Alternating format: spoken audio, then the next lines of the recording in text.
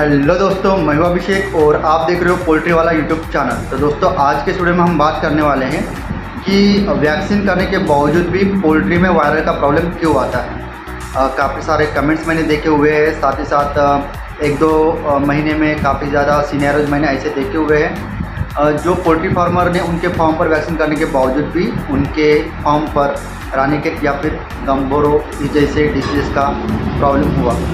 तो हालांकि इस सवाल का जवाब वैक्सीन करने के बावजूद भी वायरल प्रॉब्लम क्यों होता है देखा जाए तो एकदम सिंपल है, लेकिन अगर दूसरे वे में देखा जाए तो काफ़ी ज़्यादा कॉम्प्लिकेटेड है। उसके पीछे का कारण बोलने से उसके लिए 1, 2, 3 इस तरीके से कारण कारणीभूत नहीं है, उसके लिए 5-6 कारण कारणीभूत होते हैं और एक्चुअल में ये समझ में भी नहीं आते हैं। तो आज का वीडियो मैं एक एक्सपर्ट लेके चल रहा हूँ कि आप सभी भाई लोग जिन्होंने भी थंबनेल देख के या फिर टॉपिक देख के इस वीडियो को स्टार्ट किया है, स्टार्ट से लेकर एंड तक के पूरा देखेगा। मैं पूरे के पूरे कारण आपको प्रॉपर तरीके से समझा कर बताता हूँ और मैं गारंटी लेता हूँ अगर ये वीडियो आप प्रॉपर तरीके से समझ लेते हो, पूरा देखते हो, तो वैक्सीन करने के बाद वायरल प्रॉब्लम आपके पोल्ट्री फार्म पर आने का जो प्रॉब्लम होता है वो आपके फार्म पर कभी भी नहीं आएगा। तो वीडियो के आगे ले जाने के पहले जो भी नए पोल्ट्री फार्मर होते हैं उनके लिए मैंने PDF ई बुक और हार्ड बुक लिखा हुआ है, उसका एक छोटा सा इंट्रो हम देख लेते हैं, उसके बाद इस वीडियो को कैरी फॉरवर्ड करते हैं। पोल्ट्री बिजनेस करना चाहते हो तो वीडियो में दिखाई जाने वाला पोल्ट्री PDF ई बुक और पोल्ट्री हार्ड बुक एक बार अगर आप पढ़ लेते हो तो पोल्ट्री के रिलेटेड बॉयलर पोल्ट्री फार्मिंग, देसी पोल्ट्री फार्मिंग और लेयर पोल्ट्री फार्मिंग की 90% जानकारी आपको मिल जाएगी। इस बुक में मैंने डिसीज, मेडिसिन, वैक्सीन और फीड मैनेजमेंट के अलावा चिक्स आने के पहले दिन से लेकर बड़े होने के बाद उनको बेचने तक इन सारी बातों को कवर किया है। पोल्ट्री PDF ई बुक और पोल्ट्री हार्ड बुक दोनों में भी सेम इंफॉर्मेशन दी गई है और ये दोनों भी बुक आपको हिंदी, इंग्लिश और मराठी भाषा में मिल जाएंगे। PDF ई बुक आपको मात्र 50 रुपये में मिल जाएगा और हार्ड बुक आपको 250 रुपये में मिल जाएगा अगर आप प्रीपेड 250 रुपये ऑनलाइन पे करके इस बुक को खरीदते हो तो। और अगर आप कैश ऑन डिलीवरी पे इस बुक को मंगवाना चाहते हो तो आपको 50 रुपये एक्स्ट्रा कैश कलेक्टिंग चार्जेस पे करना पड़ेगा। अधिक जानकारी के लिए या फिर इस बुक को खरीदने के लिए 91761143 इस व्हाट्सएप नंबर पे मैसेज कीजिए। तो वैक्सीन करने के बाद अपने फॉर्म पर जो वायरल प्रॉब्लम आते हैं उसके लिए बहुत सारे कारण कारणीभूत होते हैं। उसके पीछे का सबसे पहला कारण अगर मैं बताना चाहूँगा तो वैक्सीन जो मैन्युफैक्चरिंग करने वाली कंपनियाँ होती हैं, मैन्युफैक्चरिंग यूनिट से लेकर एंड कस्टमर कौन सा होता है, वो होता है पोल्ट्री फार्मर। इस बीच में अनेक पड़ाव होते हैं, जैसे कि मैन्युफैक्चरिंग यूनिट या फिर मैन्युफैक्चरिंग जो कंपनी होती हैं वो वैक्सीन मैन्युफैक्चरिंग करने के बाद एक प्रॉपर कोल्ड व्हीकल में जो प्रॉपर तरीके से उस वैक्सीन को एक प्रॉपर टेम्परेचर पर रखते हुए मेडिकल डिस्ट्रीब्यूटर की तरफ लेके जाती है, यानी कि होलसेल मेडिकल डिस्ट्रीब्यूटर की तरफ लेके जाती है मैन्युफैक्चरिंग यूनिट से।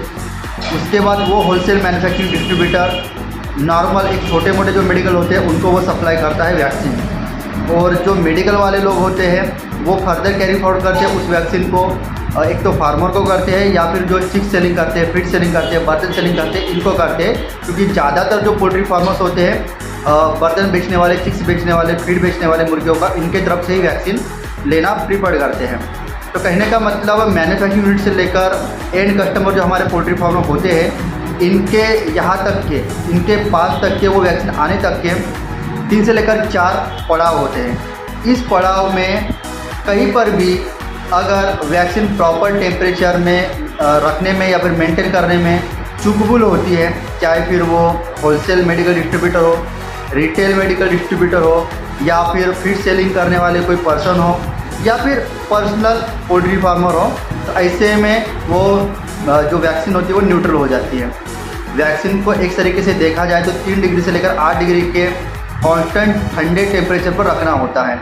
ऐसे में जो भी एक होलसेल मेडिकल डिस्ट्रीब्यूटर होता है या फिर मेडिकल वाला होता है उसकी लाइन चली जाती है बैकअप इलेक्ट्रिसिटी के लिए, ना ही उसके पास इन्वर्टर है ना ही उसके पास जनरेटर है।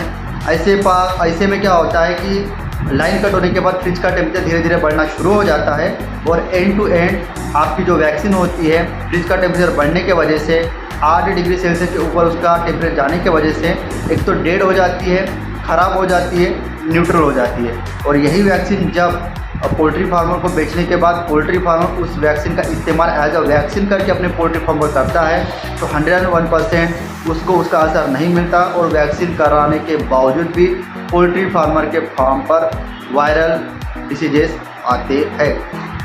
यहाँ तक ये बात क्लियर हो गई। यानी कि मैन्युफैक्चरिंग यूनिट से लेकर एंड कस्टमर फार्मर तक के आने के बीच में कहीं ना कहीं तो किसी ना किसी कारण के चलते वैक्सीन का टेम्परेचर प्रॉपर मेंटेन नहीं हो पाया था। ये बात स्टेथोस्कोप या फिर किसी तरीके से चेक करने का कोई जरिया नहीं है, लेकिन यहाँ पर भी चुगबुल होती है। दूसरा जो पॉइंट है वैक्सीन करने के बाद वायरल प्रॉब्लम आपके फॉर्म पर आने के लिए, वो होता है अगर आप ड्रिंकिंग वैक्सीन करते हो, यानी कि पानी जो होता है वो बर्तनों में लगाकर वैक्सीन करते हो, तो वैक्सीन करने के 2 दिन या फिर 3 दिन पहले से ही डिसइंफेक्टेंट से आपके ड्रिंकर को साफ करना आपको बंद कर देना पड़ता है। उसके पीछे का कारण समझिएगा। हम डिसइंफेक्टेंट से हमारे ड्रिंकर का या फिर फीडर की साफ़ सफाई क्यों करते हैं? क्योंकि डिसइंफेक्टेंट का काम होता है कि जो भी वायरल जर्म्स या फिर बैक्टीरियल जर्म्स होते हैं उनको साफ किया जाए, जिसके वजह से आपके मुर्गियों में बैक्टीरियल इन्फेक्शन ना फैले। मतलब एक तरीके से डिसइंफेक्टेंट का काम ही होता है बैक्टीरिया को और वायरल को डेड करना, मार देना। अगर वैक्सीन करने के 1 दिन पहले 2 दिन पहले भी अगर आपने डिसइंफेक्टेंट का सहारा लेके उस बर्तन को साफ किया है, तो ये जो पीछे में बर्तन देख रहे हो, ड्रिंकर जो देख रहे हो, ठीक है, पीछे वाला, इसका जो सरफेस एरिया होता है उस पर वो डिसइंफेक्टेंट की केमिकल की परत चिपकी हुई होती है। और इसी ड्रिंकर को जब आप पानी में से जब वैक्सीन करते हो, तो जो एंटीवायरस पानी में मिलते हैं वैक्सीन के थ्रू, ये इसका जो सरफेस एरिया होता है केमिकल जिस पर चिपके हुए डिसइंफेक्टेंट के, उसके साथ इंटरैक्ट करते हैं। और इंटरैक्ट करने के बाद कहीं ना कहीं कुछ ना कुछ रेशो में, कुछ ना कुछ प्रपोर्शन में जो एंटीवायरस होते हैं वैक्सीन के, वो न्यूट्रल हो जाते हैं, डेड हो जाते हैं। इसका सीधा सा मतलब है आपकी वैक्सीन की इफिशिएंसी कम हो जाती है। समझ पा रहे हो बातों को? मतलब कि एक प्रकार से आपकी वैक्सीन ही न्यूट्रल हो जाती है। इसलिए मैं कहता हूँ कि वैक्सीन करने के 2 दिन पहले, 3 दिन पहले से ही आपको आपके ड्रिंकर की साफ़ सफाई बिल्कुल ही सादे पानी से करनी है। आपको डिसइंफेक्टेंट का सहारा नहीं लेना है। ये डिसइंफेक्टेंट के साथ साथ एक और उसी के कोरिलेटेड प्रॉब्लम होता है, वो होता है एंटीबायोटिक या फिर किसी प्रोबायोटिक जैसे मेडिसिन का इस्तेमाल वैक्सीन के 1-2 दिन के पहले अपने बर्ड में करना पानी के थ्रू। एक बार मैं आपको बताना चाहता हूँ, जैसे कि मान के चले 3 तारीख को आपको वैक्सीन करना है और आपने उसको 1 तारीख और 2 तारीख को उसको एंटीबायोटिक, प्रोबायोटिक या फिर अन्य कोई केमिकल या फिर एलोपैथिक की मेडिसिन दी हुई है, जिसमें अलग अलग प्रकार के एलोपैथिक कंटेंट्स मिले हुए थे। तो बर्ड्स ने तो वो 1 या फिर 2 तारीख को ड्रिंकिंग वाटर थ्रू उस मेडिसिन को लिया है, लेकिन उस एलोपैथिक या फिर केमिकल का कंटेंट मेडिसिन पर के मुर्गियों के शरीर में आगे के 3, 4, 5, 6 दिनों तक के भी होते रहता है। इसका मतलब 3 तारीख को आपने वैक्सीन लगाई, वैक्सीन लगाने के 12 घंटे के पहले आपने सादा पानी उसको पीने को दिया, यहाँ तक ये बात क्लियर है। लेकिन 2 तारीख के तो बर्ड्स के शरीर में कोई मेडिसिन या फिर एंटीबायोटिक का मेडिसिन उसके शरीर में गई हुई थी और 3 तारीख को वैक्सीन का पानी गया। तो 2 तारीख को बर्ड्स ने या फिर 1 तारीख को जो बर्ड्स ने एंटीबायोटिक का पानी पिया हुआ है, उसका असर अभी तक के बर्ड्स के शरीर में है। अलग अलग उसके जो भी ऑर्गन्स है वहाँ पर उसका असर है। और वैक्सीन का जब पानी पीती है मुर्गियाँ, तो वो वैक्सीन में जो एंटीवायरस जिंदा होते हैं वो भी उसके शरीर में असर करना शुरू कर देते हैं। तो जो कंटेंट एंटीबायोटिक पर का मुर्गियों के शरीर में अभी भी है, वो वैक्सीन के एंटीवायरस के साथ इंटरैक्ट करता है और कहीं ना कहीं वो उसको न्यूट्रल करता है, डेड करता है, उसकी इफिशिएंसी कम करता है। इसलिए वैक्सीन के 1-2 दिन के पहले एंटीबायोटिक का या फिर प्रोबायोटिक का ज़्यादातर जो फार्मर इस्तेमाल करते हैं, उनको वैक्सीन करने के बावजूद भी आगे में जाकर वायरल प्रॉब्लम फेस करना पड़ता है। इसलिए आगे से कभी भी ध्यान में रखिएगा, कम से कम वैक्सीन करने के 4 या फिर 5 दिन के पहले ही आपको एंटीबायोटिक, प्रोबायोटिक या फिर अन्य किसी एलोपैथिक मेडिसिन का इस्तेमाल बंद कर देना है, ताकि आपके वैक्सीन की इफिशिएंसी बनी रहे। उसके बाद का जो थर्ड पॉइंट होता है वो होता है दोस्तों कि जो ड्रिंकिंग वाटर के थ्रू हम जो वैक्सीन करते हैं मुर्गियों के लिए, तो जो वैक्सीन का पानी का जो डोज होता है, एक तो पर्याप्त मात्रा से कम इस्तेमाल या फिर पर्याप्त मात्रा से ज़्यादा इस्तेमाल करने से भी वैक्सीन की इफिशिएंसी कम हो जाती है और उसके चलते ही वैक्सीन करने के बावजूद भी आपके फॉर्म पर वायरल प्रॉब्लम होता है। ये किस तरीके से काम करता है उसको समझने की कोशिश कीजिए। देखिए वीडियो थोड़ा सा लंबा ज़रूर होगा, लेकिन इस वीडियो में आपको पूरा नॉलेज मिल जाएगा, इसलिए वीडियो को लास्ट तक जरूर देखिएगा।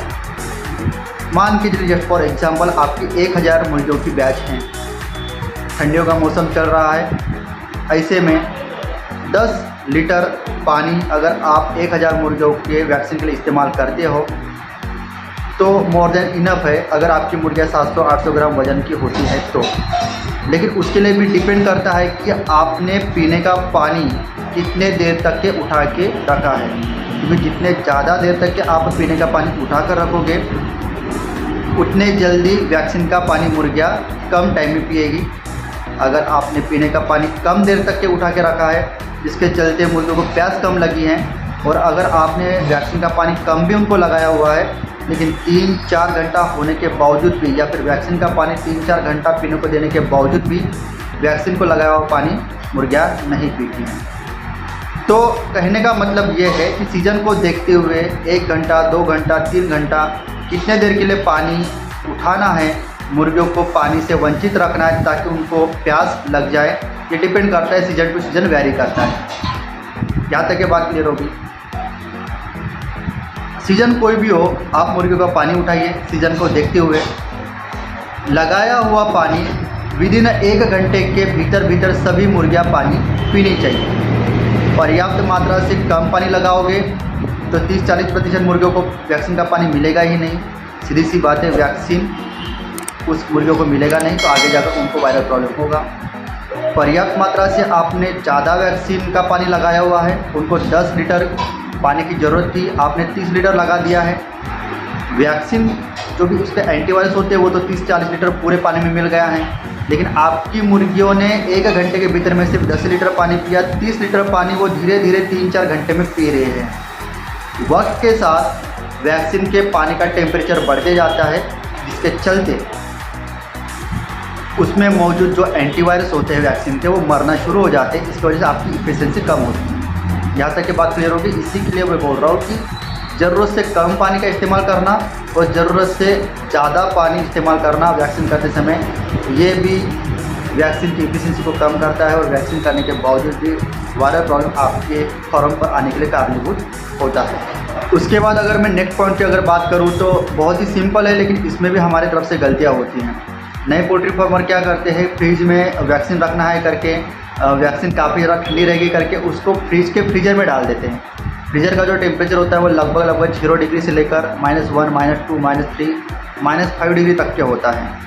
हालांकि जो वैक्सीन होती है उसके लिए टेम्परेचर की जो ज़रूरत होती है वो 3 डिग्री से लेकर 8 डिग्री की होती है, और ये टेम्परेचर नॉर्मल फ्रिज में मेंटेन किया जाता है। अगर आप उस वैक्सीन को फ्रीजर में डालते हो तो एक तरीके से उसके जो जिंदा एंटीवायरस होते हैं वो एक तरीके से जम हो जाते हैं, एकदम डेड हो जाते हैं, और आपकी जो वैक्सीन होती है वो न्यूट्रल हो जाती है। यहाँ पर आपकी गलती होती है। और दूसरी बात, मान के चलिए आप प्रॉपर और सही टेम्परेचर पर 3 डिग्री से लेकर 8 डिग्री के टेम्परेचर पर आप अपने वैक्सीन को फ्रिज में रखते हो, लेकिन लाइन कट होने का प्रॉब्लम आपके एरिया में ज़्यादा है। महीने में कम से कम 2 से लेकर 3 बार आपकी वैक्सीन जाती है। इसका सीधा सा मतलब महीने के 300 दिन 24 घंटा आप अपने फ्रिज को चालू नहीं रखते हो, और जब कभी भी लाइन कट होती है तो काफ़ी समय के लिए आपके फ्रिज का टेम्परेचर 8 डिग्री के ऊपर चला जाता है। ऐसे में भी आपकी जो वैक्सीन होती है उसी फ्रिज में न्यूट्रल हो जाती है। आपको लगता है कि वो वैक्सीन मैंने लेकर आपके मुर्गियों को दी, लेकिन वो एक्चुअली न्यूट्रल हुई पड़ी हो रहती है, जिसके चलते वो किसी काम की नहीं होती। और एक छोटी सी गलती ये भी होती है कि बहुत सारे पोल्ट्री फार्मर जल्दबाजी में वैक्सीन लेके आ जाते हैं और उसकी एक्सपायरी डेट चेक किए बगैर अपनी मुर्गी को दे देते हैं। वैक्सीन हमेशा इस्तेमाल करना है करके बहुत सारे लोग 3-4 महीने का 5-6 महीने का वैक्सीन का डोज लेके आते हैं। ऐसे में एक्सपायरी डेट चेक किए बगैर वैक्सीन करना, एक्सपायरी डेट हुए वाली वैक्सीन इस्तेमाल करना, इसके वजह से भी वो न्यूट्रल हो जाती है और आपको वायरल का प्रॉब्लम फेस करना पड़ता है। तो ये जो मेजर फैक्टर यही होते हैं दोस्तों। इन्हीं किसी कारणों में ये जो 4-5 पॉइंट्स मैंने आपको बताए, इन्हीं किसी एक पॉइंट में, 2 पॉइंट में आपकी गलती हो रही है, कहीं ना कहीं तो ब्रेकडाउन हो रहा है, इसी के चलते ही वैक्सीन करने के बावजूद भी आपके फ्लॉक में वायरल का प्रॉब्लम आ रहा है। आई होप दोस्तों आज के इस वीडियो में दी गई जानकारी आपको अच्छी लगी होगी। इसी तरह का पोल्ट्री का एक नॉलेजेबल वीडियो लेकर मैं मिलता हूँ हमारे ही पोल्ट्री वाला यूट्यूब चैनल पर किसी नेक्स्ट वीडियो में। तब तक के जय हिंद, जय भारत।